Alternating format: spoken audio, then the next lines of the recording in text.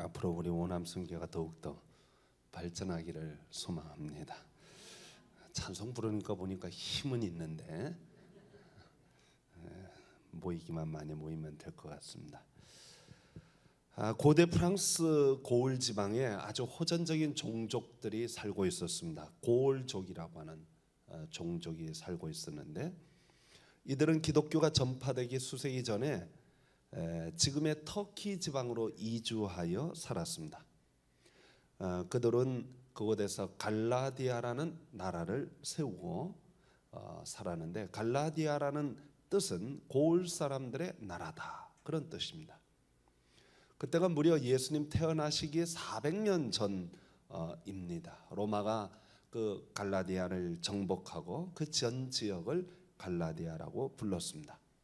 바울이 오늘 이 편지를 쓸 때 갈라디아서라고 했는데, 아마도 갈라디아 지역의 교회들에 보낸 편지인 것 같습니다. 갈라디아 교회가 한 교회가 아니라 갈라디아가 나라 전체를 말하기 때문에 굉장히 넓은 지역을 말합니다. 아마도 기독교인들이 퍼져나가면서 가는 곳마다 교회를 세웠기 때문에 갈라디아 지역에도 교회가 여러 개 있었는데, 갈라디아서, 이 갈라디아 지역에 있는 교회들에게 보내는 편지, 그런 뜻입니다. 그 편지는 갈라디아 지역에 있는 교회들이 서로 돌려가면서 회람 편지로 읽었습니다. 그것이 갈라디아 지역에서만 돌려가며 읽는 것이 아니라 초대교회 모든 교회마다 돌려가며 읽었던 것으로 이해가 됩니다.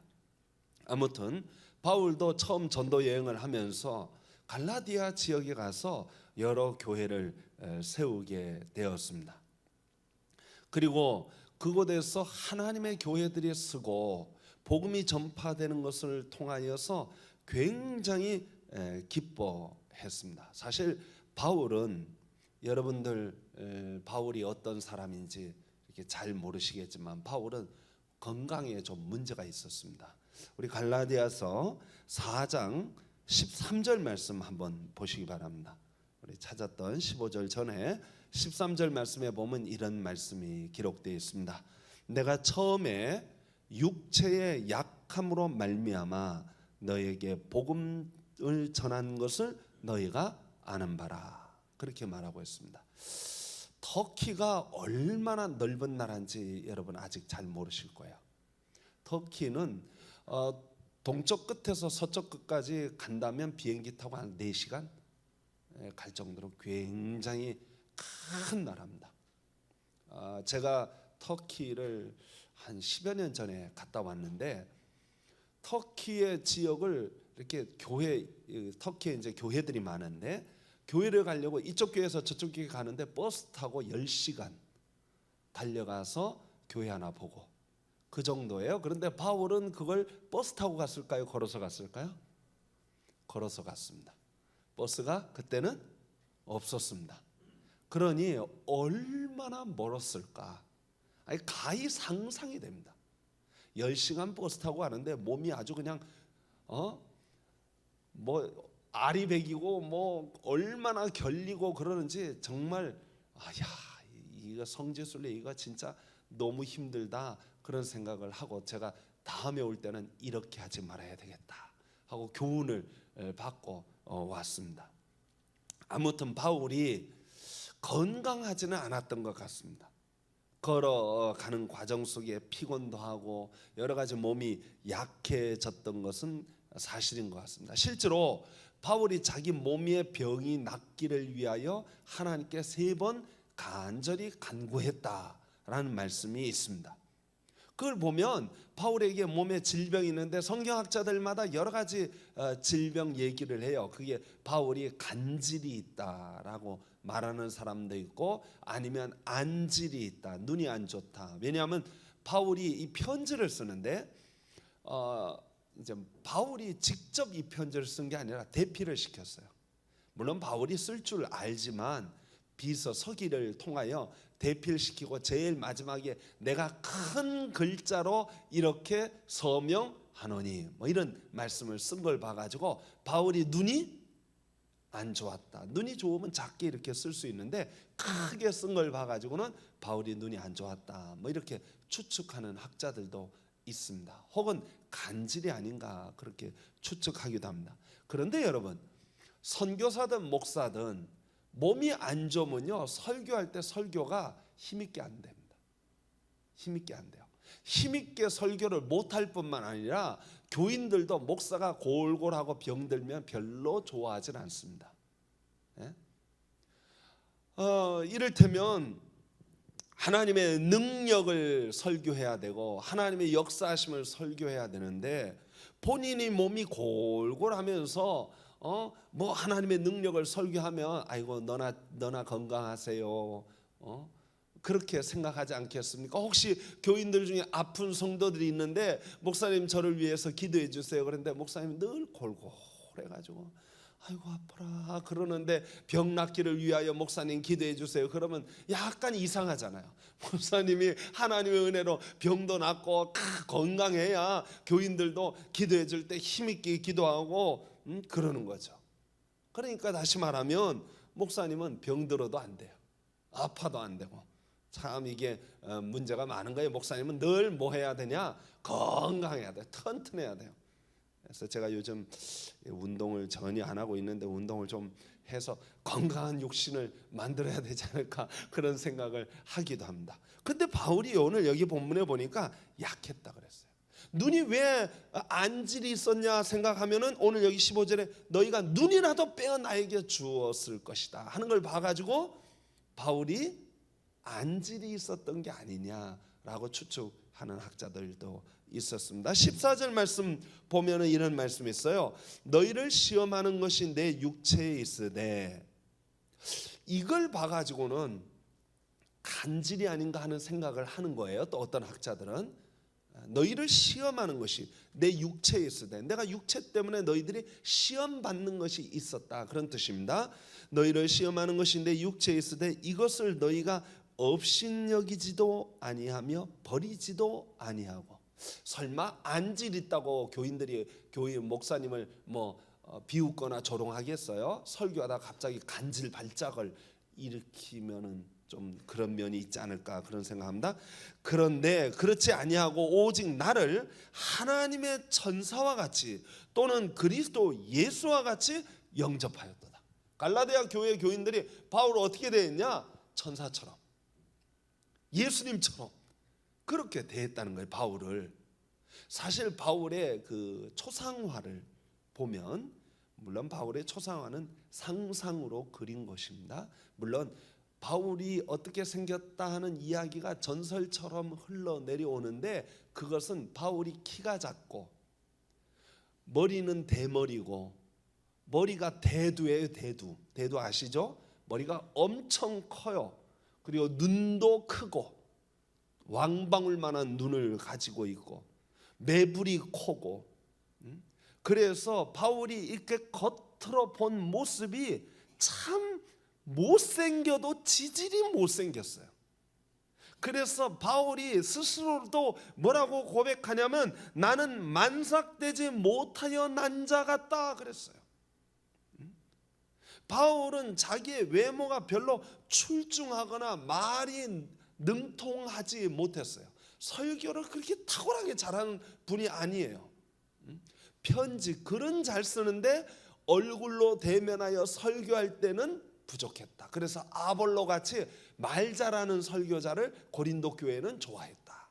그런 이야기가 나옵니다. 그런데 갈라디아 교회 교인들은 키 작다고 뭐라 그러지 않고, 머리 크다고 뭐라 그러지 않고, 설교 잘못한다고 뭐라 그러지 않고, 안질 있다고 뭐라 그러지 않고 바울을 뭘로 대접했다? 천사처럼 대접했다.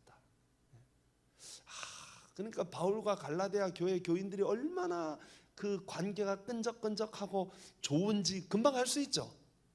15절 말씀에는 또 뭐라고 기록하고 있냐면 너희의 복이 지금 어디 있느냐, 내가 너희에게 증언하느니 너희가 할 수만 있었더라면 뭐도 빼어줄 거다? 눈이라도 빼어줄 것이다. 바울이 눈이 나빴어요. 그러니까 너희들이 눈이라도 떼어줄 정도로 사랑하는 거예요. 여러분의 눈 떼어줄 정도로 사랑하는 분은 누구예요? 있어요? 자녀들이 있겠죠. 자녀들이 아프면 내 눈이라도 빼줄 정도로, 내가 대신 아팠으면 좋을 정도로 그렇게 사랑했을 거예요. 갈라디아 교회 교인들이 바울을 그렇게 사랑했어요. 목사가 교인들한테 사랑받으면 좋을까요? 안 좋을까요? 좋아요. 저도 사랑받고 싶어요. 네? 바울이 사랑을 받았단 말이죠. 눈이라도 빼줄 정도로 사랑을 받고 천사처럼 여기고, 교인과 목사와의 관계가 아주 좋으면요, 목사가 무슨 말을 해도 다 이해가 돼. 그렇잖아요? 목사가 무슨 말을 해도 다 은혜가 돼. 근데 관계가 나쁘면 목사가 무슨 말을 해도 은혜가 안 돼. 무슨 말을 해도 오해가 돼. 그래서 목사님과 교인과의 관계가 참 중요합니다. 우리나라 초대교회에 평양에 산정현 교회라고 있었어요. 우리 한국 교회 어머니 교회 같다, 그렇게 말할 정도로 산정현 교회가 초대교회의 가장 유명한 교회였습니다. 그 교회에 유명한 분이 한 분 계셨는데 조만식 장로님이에요.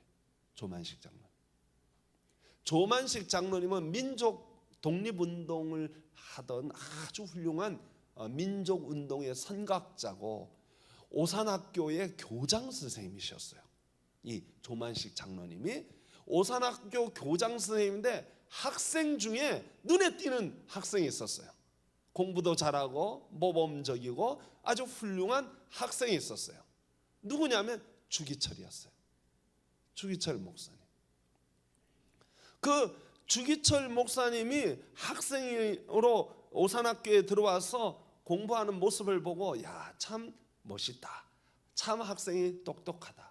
그래서 이 주기철 목사님이 오산학교를 졸업하고 평양신학교 가서 신학을 공부하고 목사님이 되셨어요. 그리고 경상도에 가서 목회를 하고 있었어요. 조만식 장로님이 산정현 교회에서 목사님 후임 목사님, 선교사님이 이제 그만두고 목사님을 모셔야 되는데 누굴 모실까 하다가 내 제자 중에 주기철 목사가 있는데, 이 주기철 목사를 모셔오면 우리 교회가 참 좋을 것 같다 라고 생각하고 조만식 장로님이 경상도까지 내려갔어요. 내려가서 그 자기가 스승이잖아요. 교장 선생님이고 학생이었잖아요. 제자였잖아요. 그런데 조만식 장로님이 주기철 목사님 앞에 가서 무릎을 딱 꿇고 우리 교회 담임 목사님으로 와주십시오 하고 부탁했습니다. 그게 초대교회의 가장 유명한 일화 중에 하나예요. 조만식 장로님이 자기 제자지만 영적 지도자로 모시기 위하여 무릎을 딱 꿇고 겸손하게 우리 교회 담임 목사님 되주십시오. 그래서 주기철 목사님이 산정현 교회 담임 목사님이 된 거예요. 한 번은 유명한 이야기인데, 주기철 목사님 예배를 인도를 하는데 조만식 장로님 예배 시간이 늦었어요. 뒤에 옛날에는 뒤에서 이제 신발 벗고 이렇게 나와서 무릎에 마루에 이제 무릎을 꿇고 해야 되는데, 조만식 장로님 늦으니까 주기철 목사님이 앞에서 사회를 보다가 거기서 조만식 장로님, 조 장로님 거기 쓰세요. 장로가 예배에 늦으면 무슨 모범이 되겠습니까? 교인들에게 무슨 모범이 되겠습니까? 오늘 장로님 거기 서서 예배 드리세요. 조만식 장로님은 그날 예배 시간에 서서 예배를 드렸습니다. 그리고 예배가 끝난 후 주목사님을 다시 찾아와서 무릎을 꿇고 목사님 마음을 아프게 한 거 용서해 주세요. 장로가 돼가지고 모범을 못 보인 거 용서해 주세요. 그리고 용서를 빌었다는 거예요. 정말 훌륭한 목사와 정말 훌륭한 장로님의 이야기입니다. 산정현 교회는 3명의 장로님이 아주 유명했습니다. 또 한 분의 장로님이 굉장히 유명한 장로님이 있는데 장기려 박사입니다. 여러분 장기려 박사 아셔요? 의학 박사로 의사 선생님이신데 이 장기려 박사는 장로님은 일제시대 때 경성제국대학 의대를 졸업을 했는데 29살에 의학 박사학위를 받은 수재 중에 수재입니다.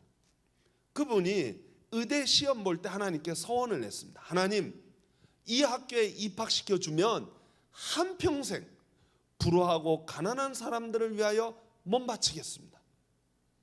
그는 그의 서원대로 가난한 사람들을 치료하고 돌보는 의사로서 사명을 다하고 북한에서 산정교회에서 장로로서 교인들 건강과 담임 목사님 건강을 위하여 돌보는 그런 의사 장로님으로 활동하시다가 6.25 때 남쪽으로 내려서 부산에서 그 가난한 사람들을 돌봄으로 의학계의 노벨상이라고 하는 막사이사의상을 최초로 우리나라 사람으로 최초로 타신 분이 바로 장기려 박사입니다. 이 장기려 박사는 주기철 목사님도 몸이 연약했어요. 그래서 늘 몸이 연약하여 병치레가 잦았던 주 목사님을 돌보면서 주 목사님 순교 후에도 그 가족을 돌보았던 것으로 유명합니다. 마지막으로 산정교회 유명한 장로님이 계신데 유계준 장로님이십니다. 재정을 맡은 장로님. 원래 이분은 평양의 유명한 깡패였습니다. 전도하러 온 마포삼열 선교사님이 평양에 전도하러 왔는데 깡패들을 거느리고 가가지고 우리나라 전통 미풍 양속을 해치는 이 코쟁이를 내가 오늘 두드려 패리라 하고 때리려고 하다가 그때 마포삼열 선교사가 거기서 하나님을 힘있게 예수 믿으라고 힘있게 증거하는데 그 앞에 영적인 그 권세 앞에 그냥 무릎을 꿇은 거예요. 그리고 이분이 자기 집에서 술 공장을 했었어요. 술 공장을. 술을 만들어 가지고 팔았어요. 깡패 생활하면서. 그런데 그 술도가를 다 청산하고 거기에다가 자기 그 넓은 집에 미림교회라고 교회를 세웠습니다.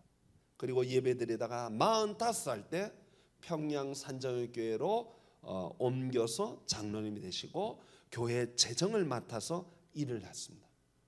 주기철 목사님이 죽으면 죽으리라 일사각오로 일제의 신사참배에 저항하면서 반대하고 운동하다가 일제 감옥에 갇힙니다. 그리고 무수히 고문을 당합니다. 그런데 이 유계준 장로님이 목사님 감옥에 갇힌 상태에서 사비를 털어서 교회 문을 일제 순사들이 교회 문을 닫게 하니까 교인들이 못 모이잖아요. 목사님 사모님과 가족들이 먹을 게 없다고 이 유계준 장로님이 그 목사님 가족을 다 매달 먹을 것을 다 대줬어요. 5년 4개월 옥바라지를 이 유계준 장로님이 하셨어요. 목사님이 순교당하자 일제 순사들이 장례식을 못하게 막았는데 이 유계준 장로님이 무슨 소리를 하느냐. 그리고 아주 성대한 장례식을 치렀습니다. 6.25가 터지고 1.4 때 다 북에 있는 평양에 있는 교인들이 이제 다 내려오는 거예요. 그때 저희 아버님도 이제 평양에서 내려왔는데 이 유계준 장로님도 아들이 남쪽으로 내려갑시다. 신앙의 자유가 있는 곳으로 내려갑시다. 그러자 이 유계준 장로님이 나는 교회를 끝까지 지켜야 되겠다. 그렇게 하면서 아들아 우리 천국에서 만나자. 그렇게 하고 헤어졌어요. 김일성 공산 정권이 다시 평양에 들어왔을 때 산정의 교회를 가만히 공장으로 내놔라. 빼앗으려고 하자 장로님이 성도들의 헌금으로 세운 교회를 공장으로 사용할 수 없다고 당당하게 맞서다가 대동강변에서 순교를 당했습니다. 장로님이 순교당할 때 재판 과정을 기록했던 서기가 훗날 장로님의 아들을 찾아와서 순교당할 때의 이야기를 해주었어요. 당시 장로님의 용기가 너무나 놀랐고 장로님 믿고 있는 예수님 믿고 싶어서 자기도 월남에서 예수 믿게 되었다고 그 순교하던 장면을 이야기했다는 거예요.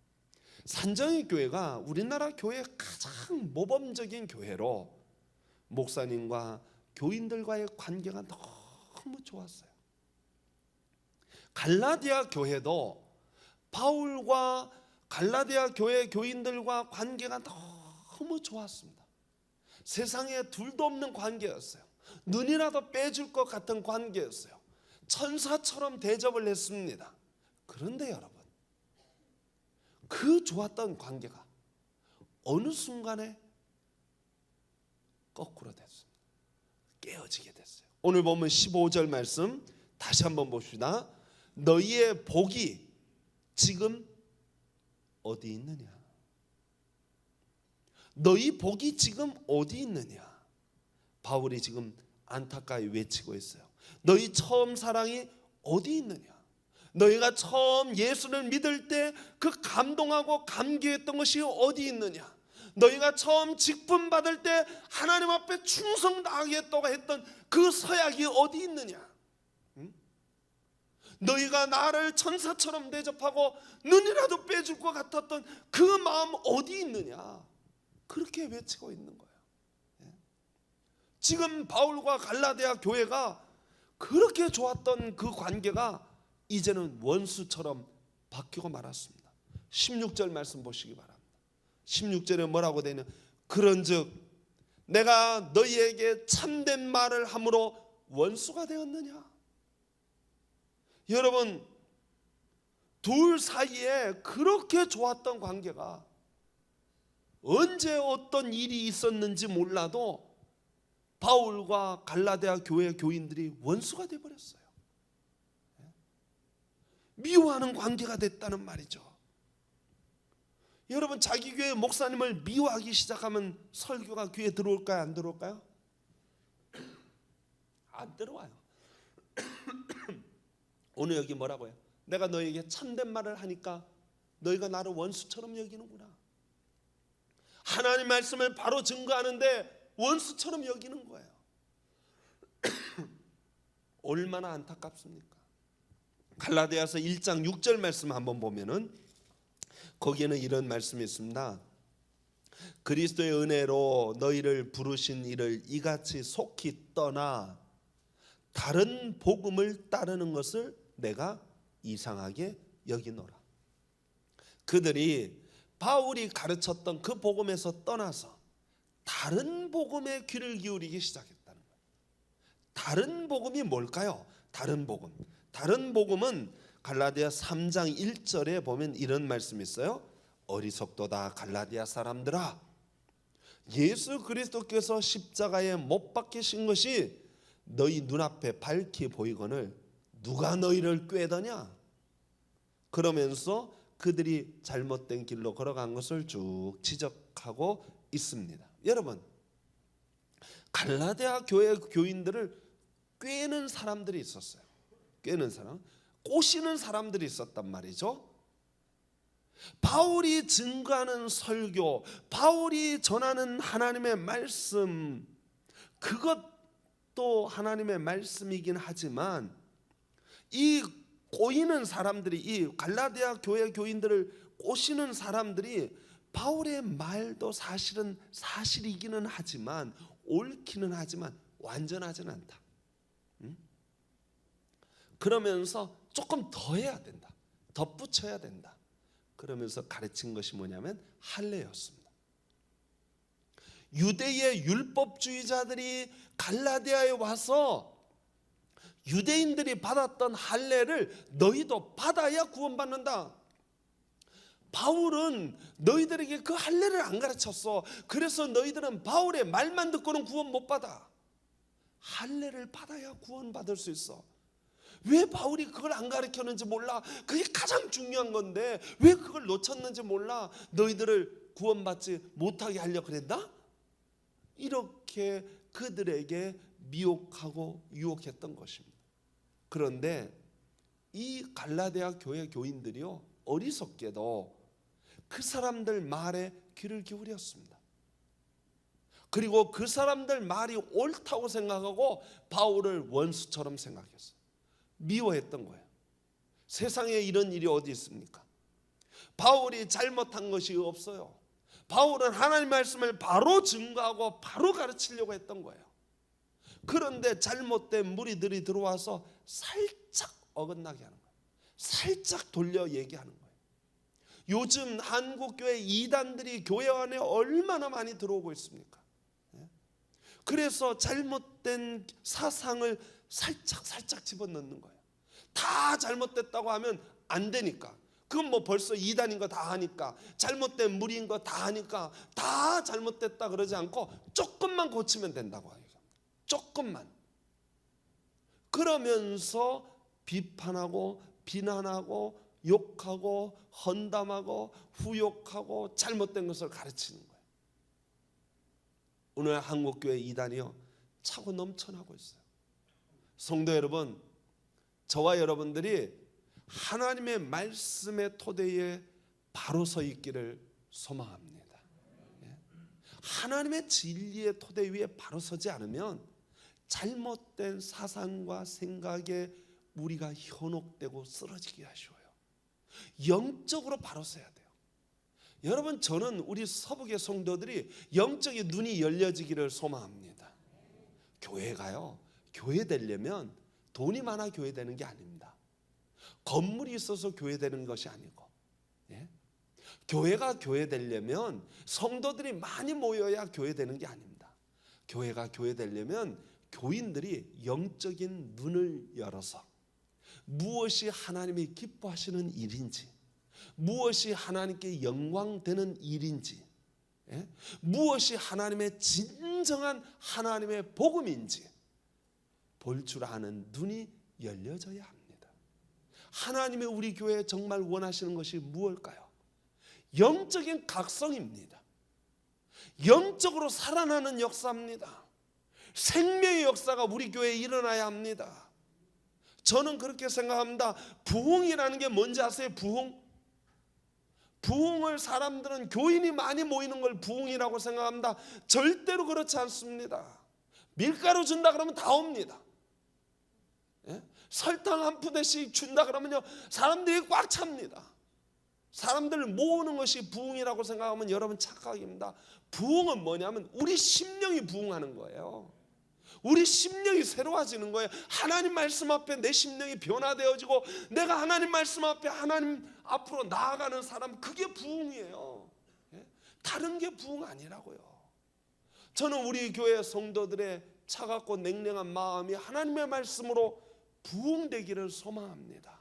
뜨거워지기를 소망하고 잃어버렸던 첫사랑, 첫믿음, 첫열심이 다시 회복되기를 소망합니다. 하나님의 말씀이 증거되어질 때 아멘 아멘 하면서 주여 나를 붙들어 주옵소서, 나에게 은혜 베풀어 주옵소서 반응할 줄 아는 교인들이 바로 심령이 살아나는 거예요.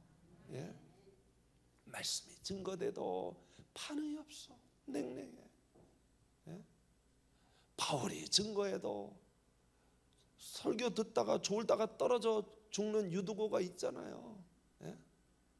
예수님의 설교에도요 돌을 들어가지고 예수님을 집어 던지는, 돌을 던지는 사람들도 있었다고요. 성도 여러분, 누가 설교하면 은혜를 받겠습니까? 누가 설교하면 여러분 심령이 새로워지겠습니까? 설교자도 물론 중요하지만 하나님이 여러분의 심령에 만져주기를 소망합니다. 하나님이 여러분의 마음을 만져주시고 하나님이 여러분의 마음을 녹여주시고 하나님이 여러분의 마음을, 딱딱한 마음을 깨뜨려 주시어서 여러분이 하나님 말씀을 받을 때 아멘 아멘, 내 심령을 살려주시고 우리 가정을 살려주시고 우리 교회를 살려주옵소서. 그래야 교회가 산정의 교회가 되고, 그래야 교회가 다시 옛날 갈라디아 교회처럼 정말 하나님 말씀 앞에서 하나 되어지는 그런 멋진 교회가 되는 거예요. 성도 여러분, 우리 서북교회가 심령이 사는 역사, 한국교회가 우리 심령이 살아서 영적으로 살아서 하나님, 교인들이 하나님 우리 교회 영적으로 재각성하게 해 주옵소서. 부흥케 하여 주옵소서. 마음을 다하여 기도하게 하여 주시고 말씀 앞에 변화되게 하여 주시고. 교회가 교회 되려면요 다른 데 있지 않아요. 다른 데 있지 않아요. 성도 여러분, 바울이 지금 갈라디아 교회를 보면서 가슴이 안타까워요. 그래서 갈라디아 4장 19절 말씀에 이런 말씀을 합니다. 19절 말씀에 나의 자녀들아, 이 바울이 얼마나 가슴 아프게 얘기하는지 몰라요. 나의 자녀들아, 너희 속에 그리스도의 형상을 이루기까지 다시 너희를 위하여 무슨 수고를 다하리라? 해산하는 수고를 하노니. 바울이 지금 여기요 가슴이 미어지는 거예요. 갈라디아 교회 교인들을 보면서 다시 해산해야 되겠다. 다시 처음부터 다시 시작해야 되겠다. 그런 생각이에요. 바울이. 이 교회 지금 갈라디아 지역에 교회가 얼마나 많아요. 막 여기저기 교회가 많이 생겨 있어요. 근데 바울이요 지금 가슴이 답답해서 하는 말이 뭐예요? 처음부터 다시 시작해야 되겠구나. 내가 다시 시작해야 되겠구나. 해산하는 수고를 내 또 해야 되겠구나. 내 자녀들아 좀 깨어나자. 그런 얘기예요.